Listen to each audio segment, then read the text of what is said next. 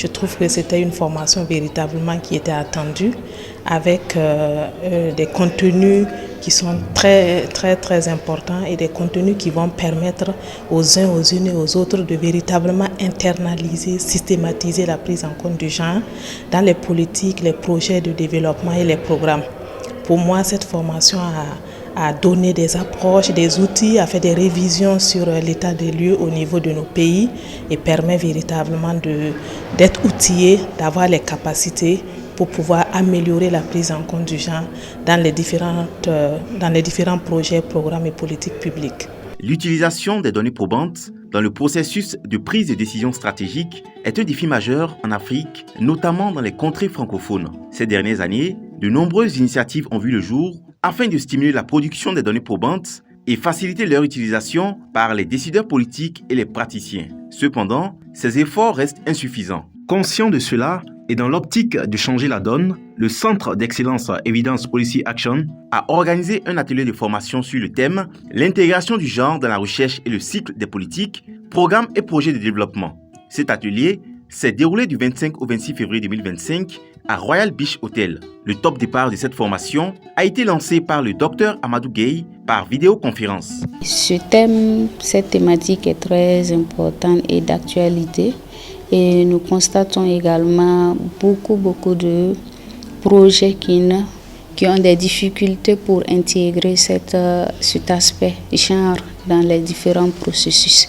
Et nous constatons également que certaines couches sociales sont marginalisées dans la société. D'où l'intérêt de s'intéresser à cette question et aider ou renforcer la capacité des acteurs. Ayant en son sein 4 programmes qui sont entre autres le programme de formation, le programme d'appui à la valorisation des connaissances, le programme d'appui à l'institutionnalisation du EIP et le programme des communautés pratiques, le Centre d'excellence est l'initiative de 2 structures. Le centre, c'est une initiative mise en place par 2 structures et par Initiative Prospective Agricole à Dakar et ACED, African Center of Development of Equitable Development au Bénin, et qui s'inscrit dans une initiative globale qui vise à promouvoir l'utilisation des données dans les processus politiques tels que les projets, programmes de développement afin d'influencer les prises de décisions équitables, justes et éclairées pour l'atteinte des objectifs du développement durable. Cette formation est principalement axée sur le genre. Qu'est-ce donc le genre pour les profanes? Pour les profanes, le genre, c'est les aspirations sociales que nous avons de l'homme et de la femme, ou des attributs que nous donnons à l'homme et à la femme.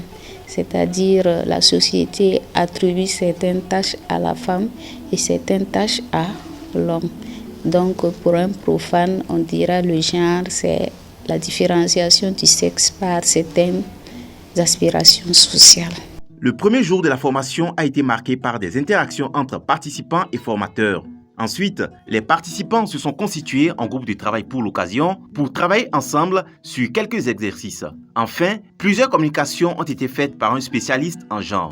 En termes de contenu de la communication, la formation a 3 séquences. La première séquence concerne tout ce qui est genre en termes de concepts et de notions connexes telles que l'égalité, l'équité, l'intersectionnalité. La deuxième séquence concerne tout ce qui est pertinence de l'intégration du genre dans les politiques, programmes et projets de développement, d'une part, mais aussi l'intégration du genre dans la recherche scientifique. Et la troisième séquence concerne la recherche scientifique principalement. Quels sont les outils, les mécanismes qu'il faut utiliser pour prendre en compte l'intégration du genre. Le deuxième jour de la formation a été consacré à des communications sur l'intégration du genre dans les politiques, mais également dans la recherche scientifique. Tout comme le premier jour, les participants se sont aussi constitués en groupe de travail afin de mûrir ensemble leurs réflexions sur certains cas qui leur ont été exposés. Les formateurs de leur côté se réjouissent de cette formation. Au niveau de cette deuxième journée, nous avons mis l'accent sur le genre et la recherche scientifique.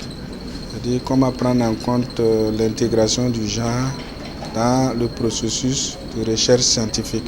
Ça vient s'ajouter à ce qu'on a fait hier sur le concept genre et les concepts connexes et sur comment intégrer le genre dans les projets et programmes de développement.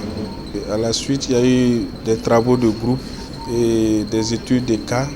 Et moi particulièrement, en tant que formateur, j'ai beaucoup apprécié le dynamisme du groupe, aussi bien des chercheurs et chercheuses que des acteurs et actrices du développement, aussi bien au niveau du gouvernement, mais aussi de la société civile. Nous avons eu droit à des témoignages, à des expériences partagées, à des exemples concrets vécus de ces personnes, chacun en fonction de son background, ce qui a enrichi vraiment toute la formation. Au terme de cette formation, les participants et participantes se disent bien outillés désormais pour travailler à l'application de la question du genre dans les différentes institutions qu'ils représentent. Cette formation est vraiment la bienvenue et à travers cette formation, nous nous sommes rendus compte qu'il faut qu'à toutes les étapes de la mise en œuvre des politiques, des projets, des programmes, il faut prendre en compte les genres, que ce soit au niveau de l'élaboration, que ce soit au niveau de l'élaboration, ce qui implique effectivement l'implication du problème, son diagnostic, et effectivement la recherche des petites solutions. Tous ces aspects sont pris en compte dans l'élaboration, mais il faut implémenter, prendre en compte les gens dans l'ensemble de ces aspects. Voilà, donc c'est une formation vraiment complète qui va nous aider effectivement à améliorer nos interventions. Déjà, je dis merci donc à la cellule d'excellence pour cette formation. Bon, nous sommes des utilisateurs et des producteurs de données. Donc, de ce fait, pour ce qui concerne la thématique de cette année, l'intégration du genre dans les politiques et également dans la recherche scientifique, je trouve vraiment que c'est quelque chose qui m'a beaucoup apporté. C'est déjà essayer de comprendre et restituer, parce qu'on fait partie des équipes de recherche de plusieurs départements.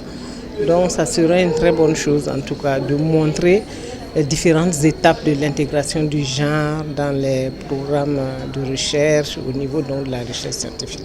Mais là, c'est une formation qui vient à point nommé, effectivement, pour nous renforcer du point de vue des concepts, du point de vue du bien fondé même de l'intégration du genre dans les politiques, programmes et dans la recherche. Donc on en ressort assez aguerri, assez fortifié, assez enrichi du point de vue conceptuel, mais du point de vue aussi de la méthodologie avec laquelle on peut aujourd'hui intégrer le genre dans les processus, dans les réformes, dans les politiques, dans les projets et programmes, en considérant que les inégalités qui dominent et qui caractérisent nos sociétés trouvent leur fondement, trouvent leurs origines dans des questions de culture, de valeurs et autres, et qu'il faut les transcender aujourd'hui. Notons que cette formation s'est déroulée simultanément avec une autre du genre au Sénégal. Elle a réuni une trentaine de participants en provenance des écosystèmes liés à la recherche scientifique, au monde du développement et aux politiques. Tout comme à l'ouverture, la formation s'est achevée avec le mot de fin du Dr Amadou Gueye, co-coordonnateur régional du Centre africain pour le développement équitable.